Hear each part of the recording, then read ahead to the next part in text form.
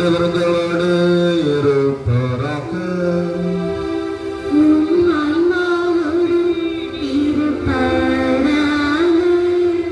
புனிதலுக்காய் எழுதிய துயரச் செய்திலிருந்து வாசகம்.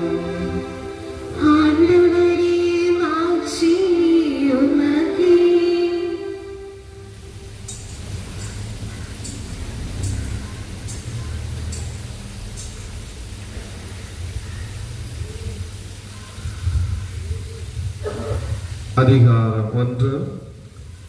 இறை வார்த்தைகள் 46 முதல் 56 முடிய. அதை கேட்ட மரியா பின்வருமாறு கூறினார்: ஆண்டவரை எனது உள்ளம் போற்றி பெருமைப்படுத்துகின்றது. என் மீட்பராம் கடவுளை நினைத்து எனது மனம் பேறு வகை கொள்கின்றது. ஏனெனில் அவர் தம் அடிமையின் தாழ்நிலையை கண்ணோக்கினார். இது முதல் எல்லா தலைமனிதரும் என்னை பெறு பெற்றவர் என்பர். ஏனெனில் வல்லவராம் கடவுள் எனக்கு அரும்பெரும் செயல்கள் செய்துள்ளார். தூயவர் என்பதே அவரது பெயர். அவருக்கு அஞ்சி நடப்போருக்கு தலைமுறை தலைமுறையாய் அவர் இரக்கம் காட்டி வருகிறார். அவர் தம் தோல் வலிமையை காட்டியுள்ளார். உள்ளத்தில் செருக்குடன் சிந்திப்போரை சிதறடித்து வருகிறார். வலியோரை அரியணையில் என்று தூக்கி எறிந்துள்ளார். தாழ்நிலையில் இருப்போரை உயர்த்துகிறார். பசித்தோரை நலன்களால் நிரப்பியுள்ளார். செல்வரை வெறுங்கையராய் அனுப்பி விடுகிறார். மோதையாருக்கு உரைத்தபடியே அவர் அபரகாமையும் அவர் தம் வழிமறைவினரையும் என்றென்றும் இரக்கத்தோடு நினைவில் கொண்டுள்ளார். தம் ஊழியராகி இஸ்ராயலுக்கு துணையாக இருந்து வருகிறார். மரியா ஏறக்குறைய 3 மாதம் எலிசபெத்தோடு தங்கி பின்பு தம் வீடு திரும்பினார். ஆண்டவரின் அருள் வாக்கு.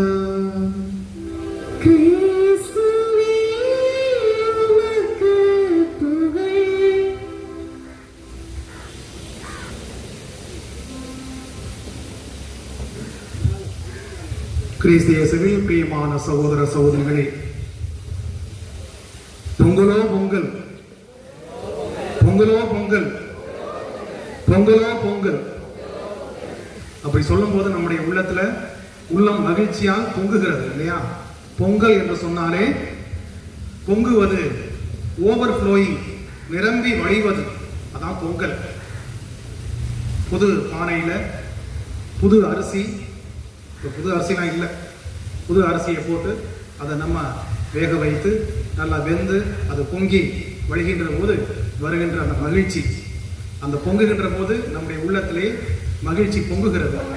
இதே வார்த்தையை துன்பத்திற்கும் கண்ணீர் வடிப்பதற்கும் சொல்லுவோம். அவன் பொங்கிட்டு இருக்கான், பொங்குறான்னு அழுகுறான்.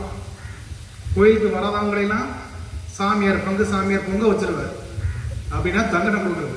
அதனால பொங்கல்ங்கிற வார்த்தை பல அர்த்தம் இருந்தாலும் இன்று நாம் இந்த மகிழ்ச்சி, நன்றியினுடைய, நம்முடைய உள்ளம் நன்றி பெருக்கால் பொங்குகிறது, மகிழ்ச்சியால் பொங்குகிறது. அதான் இன்றைய நாளிலே இந்த பொங்கல் விழாவை கொண்டாடக்கூடிய இந்த நாளிலே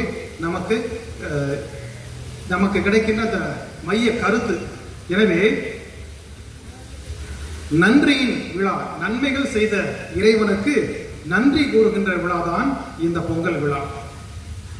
3 பேருக்கு நாம் நன்றி செலுத்த வேண்டும். முதலில் இறைவனுக்கு நன்றி செலுத்த வேண்டும், 2வது இயற்கைக்கு நன்றி செலுத்த வேண்டும், 3வது நமக்கு சாப்பாடு கொடுக்கின்ற உழவர்களுக்கு, விவசாயிகளுக்கு நன்றி செலுத்த வேண்டும். அதோடு கூட அந்த மாடுகளுக்கு, உழைப்பில் உறுதுணையாக இருக்கக்கூடிய அந்த மாடுகளுக்கு நன்றி செலுத்த வேண்டும். முதலில் இறைவனுக்கு நன்றி செலுத்த வேண்டும். ஆண்டவருக்கு நன்றி செலுத்துங்கள், ஏனெனில் அவர் நல்லவர், என்றென்றும் உள்ளது அவரது பேரன்பு. திருப்பாடல் எத்தனை? 100. சரியா சொல்லிட்டீங்க. சரியா சொன்னவங்களுக்கெல்லாம் பொங்க சாமியார் இனிப்பான பொங்கல் கொடுப்பார். பதில் சொல்லாதவங்களுக்கெல்லாம் பொங்க வைப்பார். ஆக இந்த திருப்பாடலில் சொல்வது போல இறைவனுக்கு நன்றி செலுத்த கடமைப்பட்டிருக்கின்றோம். காரணம், அவர் இல்லாமல் அணுவும் அசையாது. எல்லாவற்றுக்கும் அவர்தான் காரணம். இன்றைய நாளிலே நம்முடைய வியாக்குல அன்னையை நினைவு கூறுகின்றோம். நற்செய்தியை நாம் படிக்க கேட்டோம். என் உள்ளம் பேருகை கொள்கிறது என்று மரியா மகிழ்ச்சியோடு பாடுகிறார். மகிழ்ச்சியோடு இறைவனுக்கு நன்றி செலுத்துகிறார். இரண்டாவது வாசகத்திலே பவுல் அடியார் சிறப்பாக சொல்கின்றார், நான் நட்டேன், அப்போலோ தண்ணீர் ஊற்றினார், விளைச்சலை கொடுத்தது இறைவன் தான். நமக்கு முடிந்தவரை நாம் நம்முடைய பங்கை ஆற்றுகின்றோம், உழைப்பை கொடுக்கின்றோம். ஆனால் விளைச்சலை கொடுப்பது கடவுள். மருத்துவமனையிலே எழுதி இருப்பதை பார்க்கின்றோம். மருந்து கொடுப்பது மருத்துவன் கடமை, சுகமளிப்பது இறைவன். ஆக நம்மால் முடிந்தவரை நாம் பல காரியங்களை செய்கின்றோம். ஆனால் அந்த காரியம் வெற்றியாக அமைவது, அது நல்ல ஒரு பலன் கொடுப்பது கடவுளுடைய கையில் தான் இருக்கிறது. எனவே எல்லாவற்றுக்கும் நாம் இறைவனுக்கு நன்றி செலுத்த வேண்டும். ஏனென்றால் அவருடைய அந்த துணை இல்லாமல் இருந்தால் எதுவுமே நடக்காது. இரண்டாவதாக இயற்கைக்கு நன்றி செலுத்த வேண்டும். சூரியன் தன்னுடைய ஒளியை கொடுக்காமல் இருந்தால் எதுவும் நடக்காது.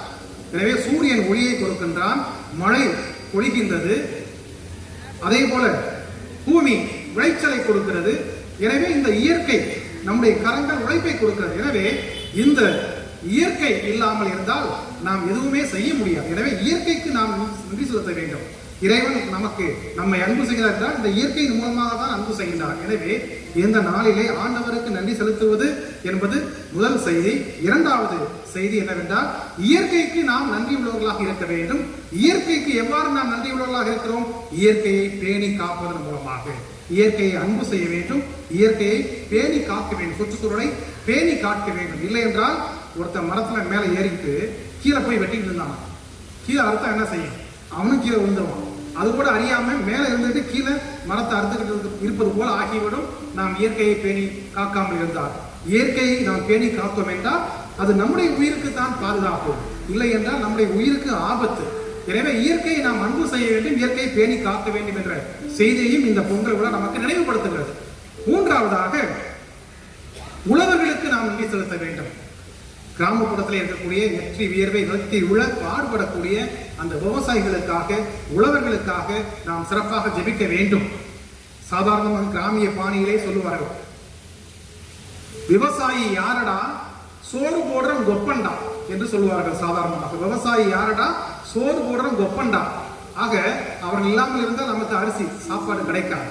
எனவே அவர்களுக்காக நாம் சிறப்பாக நன்றி செலுத்த வேண்டும். அவர்களுக்கு நல்ல உடல் உள்ள ஆணவ இறைவன் கொடுக்க வேண்டும் என்று அவர்களுக்காக நாம் மன்றாட வேண்டும். அடுத்ததாக இதெல்லாம் இறைவனுக்கு நன்றி செலுத்த வேண்டும், இயற்கைக்கு நன்றி செலுத்த வேண்டும், உழவர்களுக்கு நன்றி செலுத்த வேண்டும், ஆடு மாடுகளுக்கு நல்ல சோறு கொடுக்க வேண்டும் என்று மன்றாட வேண்டும், நன்றி செலுத்தி மன்றாட வேண்டும். அதே வேளையிலே நமக்கு என்று ஒரு பொறுப்பு இருக்கிறது. பொங்கல் விழா அன்று கொடுக்கக்கூடிய முக்கியமான ஒரு செய்தி என்னவென்றால் நாம் பகிர்ந்து வாழ வேண்டும். நம்மிடம் இருப்பதை இல்லாதவர்களோடு பகிர்ந்து வாழ்கின்ற போது அவர்களுடைய உள்ளத்திலே உள்ள மகிழ்ச்சியால் பொங்குகிறது. அதை பார்க்கின்ற நம்முடைய உள்ளமும் மகிழ்ச்சியால் பொங்குகிறது. ஒரு ஏழை விவசாயி, பஞ்சம், அன்று மழை, அந்த ஆண்டு மழையே பெய்யவில்லை, இருந்தாலும் பொங்கல் விழா அன்று கொஞ்சம் அரிசியை அந்த ஏழை விவசாயி பானையில் இட்டு பொங்கல் வைத்துக் கொண்டிருக்கிறார். அப்போது பொங்கி வலியக்கூடிய வேளையிலே அங்கே ஒரு விதவை தன்னுடைய பேர குழந்தையோடு பசியும் பட்டினியுமாக வந்து நிற்கிறது. அந்த குழந்தை, கையில் இருக்கக்கூடிய அந்த குழந்தை, ஐயா நாங்கள் சாப்பிட்டு 2 நாளாச்சியா என்று சோகத்தோடு சொல்லுகின்ற போது இந்த ஏழை விவசாயி அந்த பானையில் இருக்கக்கூடிய அந்த வெந்த அந்த சாப்பாடை எடுத்து அவருடைய தட்டிலை போட அவர்கள் சாப்பிட்டு விட்டு நன்றி பெருக்கோடு அந்த இடத்தை விட்டு போகிறார்கள். இந்த அரிசி பொங்கி வழிகின்ற போது பார்த்தால் அவர் எதிர்பாராத வகையில் அவர்களுக்கு அந்த பானையிலே நிரம்ப அரிசி இருந்ததா, நெருங்க சோறு இருந்ததா. அதை பார்த்து அவருக்கு மிகவும் ஆச்சரியம். கொடுக்கின்ற போது கடவுள் நமக்கு கொடுக்கின்றார் என்ற செய்தியை அவர் இங்கே உணர்கின்றார். ஆக இந்த நிகழ்வு நமக்கு கொடுக்கக்கூடிய செய்தி, நாம் மற்றவர்களுக்கு பகிர்ந்து வாழ்கின்ற போது ஆண்டவர் ஆசீர்வாதத்தால் நம்முடைய உள்ளத்தை பொங்க செய்கின்றார். எனவே ஆண்டவருடைய ஆசீர்வாதம் நிரம்ப வழிகிறது எப்போது நாம் நம்மிடம் இருப்பதை இல்லாதவரோடு பகிர்ந்து வாழ்கின்ற போது என்ற செய்தியையும் இந்த பொங்கல் விழா நமக்கு நினைவுபடுத்துகிறது. எனவே அன்னை மரியாளை நினைவு கூர்ந்து கொண்டாடக்கூடிய இந்த நாளிலே அன்னை மரியா எவ்வாறு இறைவனுக்கு நன்றி உள்ளம் கொண்டவராக இருந்தாரோ அதே போல நம்முடைய அன்றாட வாழ்க்கையிலே நன்றி உள்ளம் கொண்டவர்களாக, எப்போதுமே இறைவனுக்கு நன்றி செலுத்தக்கூடியவர்களாக, எப்போதுமே இயற்கையை பேணி வளர்ப்பவர்களாக, விவசாயிகளுக்காக எப்போதுமே ஜெபிக்கக்கூடிய மனநிலை உள்ளவர்களாக, பகிர்ந்து வாழக்கூடிய அந்த பக்குவமான மனநிலை உள்ளவர்களாக வாழ அன்னை மரியாளுடைய சக்தி வாய்ந்த பரிந்துரையால் ஆண்டவரை பார்த்து மன்றாடுவோம். ஆமென்.